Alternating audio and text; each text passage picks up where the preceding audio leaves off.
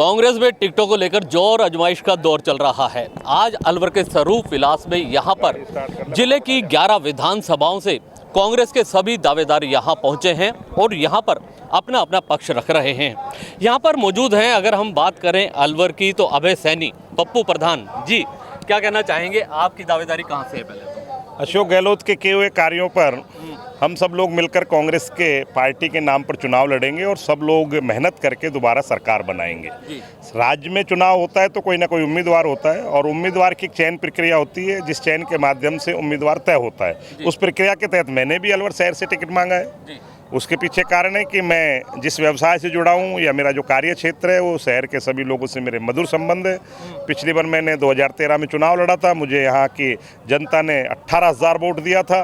तो मैंने ये पाया कि जब मुझे जनता ने बगैर टिकट के 18,000 वोट दिया और मेरा जिस तरह से लोगों से प्यार मोहब्बत है, तो मैंने भी आशा रखी है कि इस बार अगर कांग्रेस मुझे टिकट देगी तो चुनाव लड़ूंगा, और अगर कांग्रेस टिकट नहीं देगी या जिस भी व्यक्ति को देगी उसके लिए काम करूंगा, कांग्रेस के लिए काम करूंगा, अशोक गहलोत के नाम पर काम करूंगा, प्रयास करूंगा कि मेरे प्रयास से कांग्रेस में मतों की संख्या जो बढ़ पाए मैं बढ़ाने का प्रयास करूंगा। कांग्रेस पार्टी आज राजस्थान की आवश्यकता है, क्योंकि जिस तरह का वातावरण अशोक गहलोत जी ने पिछले कार्यकाल को देखते हुए और इस कार्यकाल में किए, उससे ऐसा प्रतीत होता है कि चौथी बार अगर अशोक गहलोत जी राजस्थान में मुख्यमंत्री बनते तो निश्चित है राजस्थान की कायाकल्प होगी, ऐसी आशा रखते हैं। पप्पू भाई, एक लंबी फहरिस्त है अलवर में टिकट के दावेदारों की। अगर हम आपकी कांग्रेस की बात करें तो आप अपने आप को अलग कैसे मानते हैं, हम ये जानना चाहेंगे। नहीं, मैं इसलिए मानता हूँ अपने आप से, मैंने प्रयोग करके देखा है, मैं लोगों के बीच में रहा हूँ, मेरा कार्य क्षेत्र है, जिस जगह मैं बसता हूँ वो एरिया एक बड़ा एरिया है।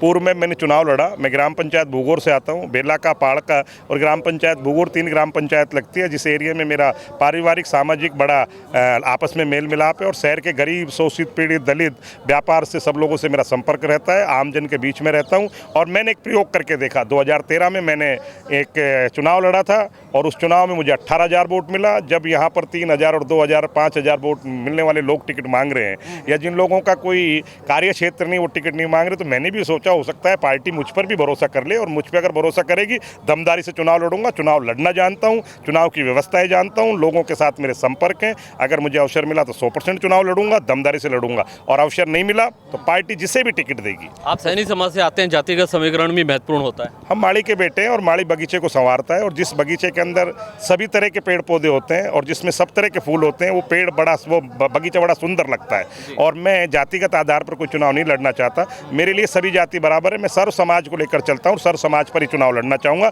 जाति एक कड़ी हो सकती है लेकिन जाति जीत का आधार नहीं हो सकती। मैं जिस जाति से आता हूँ, मैंने कहा माली हूँ, और माली का काम है पौधे को सींच के रखना। अलवर शहर मेरा बगीचा है, ये बगीचा जितना सुंदर होगा, जितने इसमें भिन्न भिन्न तरह के फूल होंगे, जब ये गुलदस्ता बनेगा तो ये बहुत सुंदर लगेगा, ऐसी आशा रखता हूं। देखिए, पप्पू प्रधान है जिनका ये कहना है जाति एक कड़ी हो सकती है लेकिन जीत का आधार नहीं हो सकती। लेकिन जिस तरीके से अगर हम राजनीतिक पार्टियों की बात करें तो वो जातिगत समीकरण भी देखती हैं, पार्टी की छवि भी देखती हैं, और बहुत सारे सर्वे होते हैं जिसके आधार पर टिकट दिया जाता है। हमारे साथ में यहाँ सतीश भाटिया जी खड़े हैं जो कांग्रेस से जुड़े हुए हैं और पंजाबी समाज से आते हैं, पुरुषार्थी समाज से आते हैं। हम उनसे भी बात करना चाहेंगे। महत्वपूर्ण भूमिका निभाता है पुरुषार्थी समाज, आपकी भी दावेदारी अलवर से है, क्या कहना चाहेंगे? हमारी कांग्रेस पार्टी लोकतांत्रिक तरीके से टिकट बांटती है और यही प्रतिक्रिया अभी चल रही है। जो सिस्टम है उससे लोगों ने टिकट मांगी है, टिकट मैंने भी मांगी है। मैंने टिकट, जो मेरा बेस है वो टिकट मांगने का बेस है कांग्रेस पार्टी, क्योंकि मैं 50 साल से कांग्रेस पार्टी में जुड़ा हुआ हूँ और हर सर्व समाज से जुड़ा हुआ हूँ। 36 बरादरियों का मेरा साथ है। मैं सामाजिक सेवा करता रहा हूँ पिछले 25 साल से। हर सबसे नीचे स्तर से लेकर सबसे ऊपर स्तर तक के हर व्यक्ति से मेरी पर्सनल जान पहचान है। आज 2,70,000 वोट है अलवर विधानसभा क्षेत्र में, जिसमें मैं समझता हूँ 1,40,000 लोग मेरे को नाम से ही जानते हैं जी, यहाँ तक मैं समझता हूँ। बाकी मेरा मुख्य उद्देश्य है कांग्रेस को जिताना है, क्योंकि कांग्रेस को रिपीट करना। अशोक गहलोत जी ने, हमारे मुख्यमंत्री जी ने जो स्कीम चलाई हैं, जो गरीब जनता का सेवा की है, उसके फलस्वरूप हमको टिकट मिलनी चाहिए। और अलवर में 11 सीटें हैं अलवर जिले की, 11 की 11 सीट की हम कामना करते हैं कि हमको जीत मिलनी चाहिए। और अलवर विधानसभा क्षेत्र में पिछले 15 साल से हम कांग्रेस को जीत नहीं मिली है, और अगर हम टिकट मेरे को मिलती है, क्योंकि 36 समाज मेरे साथ है, पूरी बरादरी मेरे साथ है, इसलिए मैं समझता हूँ हम पूरी जीत करेंगे। चलिए, शुक्रिया। और भी लोग हैं जो दावेदारी करते हैं। राजेश कृष्ण से, तो आपने भी क्या शहर से दावेदारी की है? तो क्या कहना चाहेंगे आप, किस आधार पर दावेदारी कर रहे हैं? मैं कांग्रेस में बचपन से लेकर कांग्रेस की विचारधारा से जुड़ा हुआ हूँ और पिछले 30 साल से कांग्रेस के सक्रिय रूप से पदाधिकारी के रूप से 89 में एज ए जिलाध्यक्ष के रूप में कांग्रेस के प्रवेश किया। उसके आधार पर लगातार काम किए हैं और NSUI का जब अध्यक्ष था तो तीनों कॉलेज में NSUI के अध्यक्ष बनाए मैंने। उसके बाद में जब जिला कांग्रेस कमेटी में था तो जिला कांग्रेस कमेटी में सारी पंचायतों में प्रधान और जिला परिषद का जो जिला प्रमुख है वो मेरे कार्यकाल में बने। उसके बाद मुझको जब राजस्थान प्रदेश कांग्रेस कमेटी ने पर्यावरण प्रकोष्ठ में की जिम्मेवारी दी और 4 प्रदेश के अध्यक्षों के साथ काम किया तो मैंने हरित राजस्थान की जो परिकल्पना थी उस हरित राजस्थान की परिकल्पना के तहत राजस्थान में हरित राजस्थान अभियान चलाया और जिसका परिणाम है कि राजीव गांधी पुरस्कार राजस्थान को प्राप्त हुआ और उसमें मेरे को उसमें सम्मानित किया गया। और रही बात कि लोग अभी तक MLA विधायक की चुनाव की बात कर रहे हैं तो पिछले 30 साल से देख रहा हूँ कोई भी पार्टी लगभग विधायक नहीं बना रही।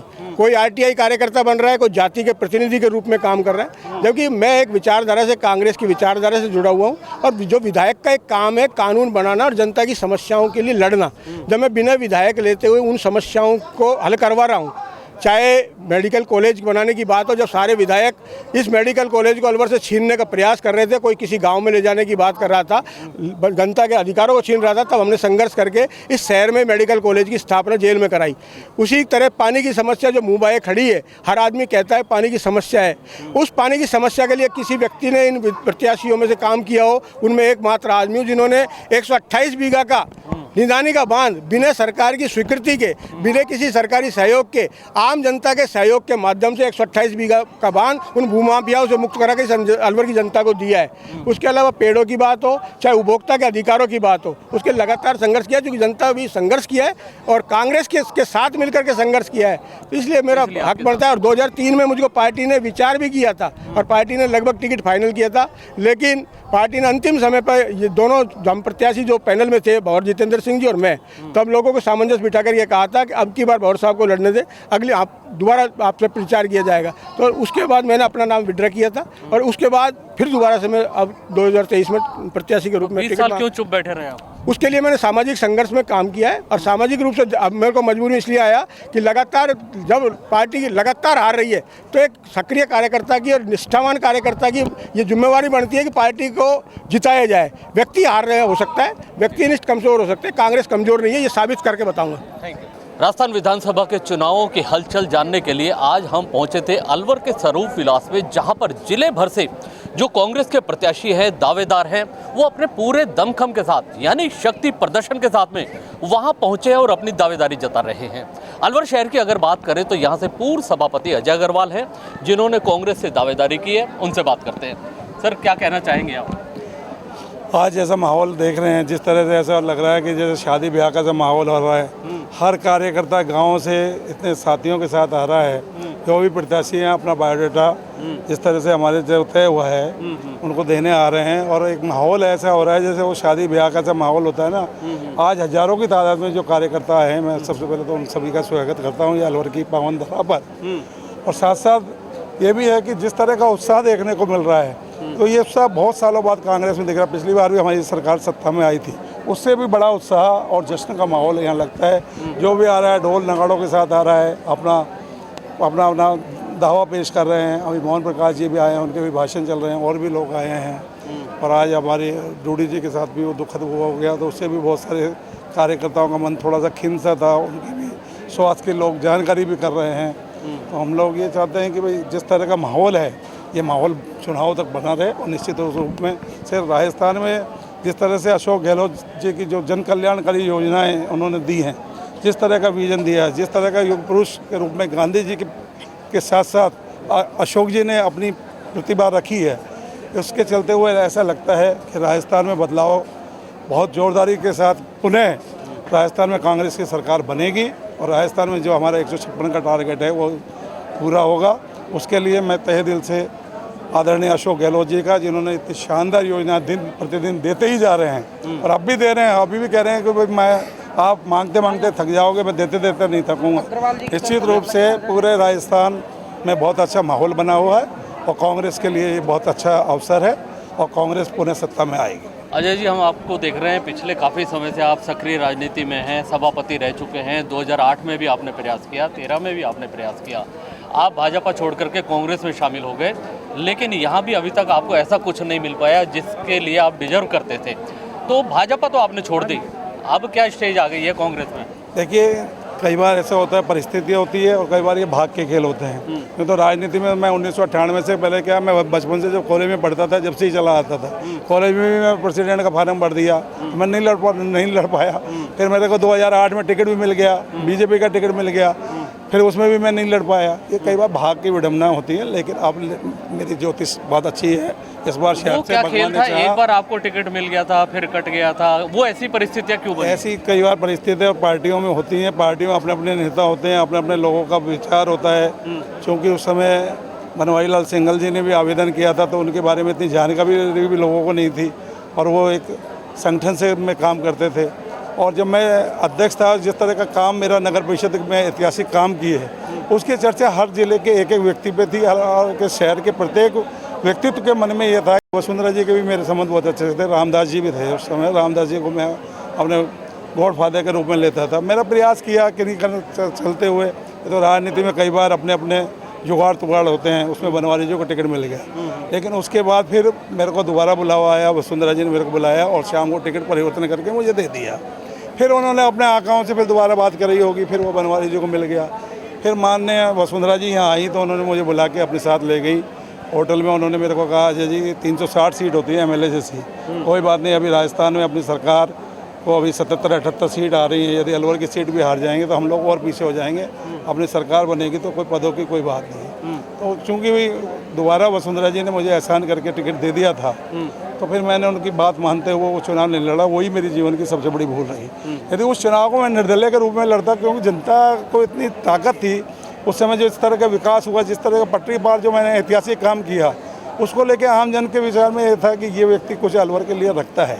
आज भी मेरे दिल में एक दर्द है कि उस समय मेरी जो भूल हो गई, उस भूल को मैं अब चुकाना चाहता हूँ। इस शहर के लिए, विकास के लिए एक नया। इतना लंबा गैप आ गया, लोग भूल जाएंगे अजय अग्रवाल को? नहीं, लोगों ने जो मेरा काम किए हुए हैं, आज भी जब बाथरूम में जब जाता है तो उसे अजय अग्रवाल की बहुत याद आती है। बाथरूम में क्यों? हाँ, जब भी वो टॉयलेट करने के लिए जाता है तो जब मेरे द्वारा 200 करीब 78 टॉयलेट्स बनाए थे, जो मोदी जी ने जो जो काम किया है 2014-15 में किया, वो काम मैं 2007 में कर दिया। 2007 में यदि जिस समय से पद्मश्री अवार्ड मिलते ना, यदि उस समय भी मैं पद्मश्री की चेष्टा करता तो शायद मुझे इसी क्षेत्र में पद्मश्री मिल जाता। अभी आपने एक बात कही थी कि जब आपको टिकट मिला था फिर कट गया था, राजनीति में जुगाड़ तुगाड़ भी चलता है, तो आपका क्या धनबल का कुछ इशारा है? नहीं, मेरा कोई नहीं, पर लेकिन था उस, हो सकता है उनका भाग परवाल हो, मेरा कमजोर हो, इसलिए मेरे को नहीं मिला हो। और उसके बाद भी यदि मैं लड़ना चाहता तो मैं लड़ सकता था। उस समय मेरा को दिमाग में नहीं बने कि भाई तू निर्दलीय में भी चुनाव बहुत तेज़ी से लड़ सकता है और जीत भी सकता है। कई बार विपरीत परिस्थिति होती है और भाग पे बहुत सब कुछ नहीं होता। अब इस बार अलवर में 2023 में क्या वैश्य समाज को उम्मीद की जा रही है कांग्रेस टिकट देगी? निश्चित रूप से मैं समझता हूँ हमारी भागीदारी है, और पूरी इस यदि वैश्य समाज को ये टिकट देती है तो पूरी 11 विधानसभाओं में इसका असर पड़ेगा, और वैश्य समाज के कांग्रेस के साथ जुड़ने से बहुत बड़ी ताकत बढ़ेगी। और ये निश्चित रूप से हम लोगों ने जो काम किए हैं और जो हमारे पुराने काम किए हुए हैं, उसको हर शहर की मतदाता समझता है और पहचानता है। और अलवर शहर में असली जो काम की ज़रूरत है वो पटरी पार के इलाके में ज़रूरत है। उस क्षेत्र का संपूर्ण विकास के लिए यदि कोई व्यक्तित्व चुनाव लड़ता है, उसके मन में ये है कि भाई मेरे को अपने शहर को एक आदर्श शहर में डेवलप करना है। जैसे कई मंत्री हैं, जैसे मैं कहूँ, जैसे जोधपुर में अशोक गहलोत जी ने जोधपुर को स्वर्ग बना दिया। जैसे अभी आपके धारीवाल साहब हैं, उन्होंने पूरा कोटा का नक्शा बदल दिया। मेरे मन में भी एक चाहते है कि शहर का नक्शा एक 7-8 किलोमीटर का रेडियस का एरिया है। मैं आपसे ये जानना चाहता हूं, पुरुषार्थी समाज कितना महत्वपूर्ण है चुनाव? पुरुषार्थी समाज पूरी ताकत रखता है और बगैर एक समाज के पीछे कोई चुनाव टिकट का दावा रखता है, और निश्चित रूप से सारे समाज से ही मिलकर मुट्ठी बनती है और सारे समाज की ताकत से टिकट का भी दावेदार बिल्कुल है, उनका भी दावा बनता है, सैनी समाज का भी बनता है। मैं कहता हूँ ब्राह्मण 4 समाज मुख्य रूप से है, वैश्य समाज और आपके ब्राह्मण समाज, पुरुषार्थी समाज और सैनी समाज, मुख्य धारा में यही समाज आते हैं। इसलिए दावा बनता है जिसको पार्टी टिकट देगी हम उसके साथ हैं। उसमें पुरुषार्थी समाज, बनिया और पंजाबियों को तो वैसे ही शुरुआती साथ रहा है, आज से नहीं, बचपन से हम लोग सब साथ हैं। हम रहे भी जब शुरुआत में आए थे तो ऐसा माना जा रहा है 2023 की पारी जो है आपके लिए महत्वपूर्ण इसलिए है क्योंकि इसके बाद आपकी पारी लोग कहते हैं खत्म हाँ, हो निश्चित जाएगी। रूप से मेरे लिए ये अंतिम मौका है। और मैं अपने भी कहता हूँ, क्योंकि मैं अब गौशाला में काम करता हूँ, इसलिए मेरे को मज़ा भी आता है वो काम करने में। इसलिए मेरे तो गौशाला फिर भी जिंदाबाद है, नहीं तो फिर तो भजन नहीं करूँगा।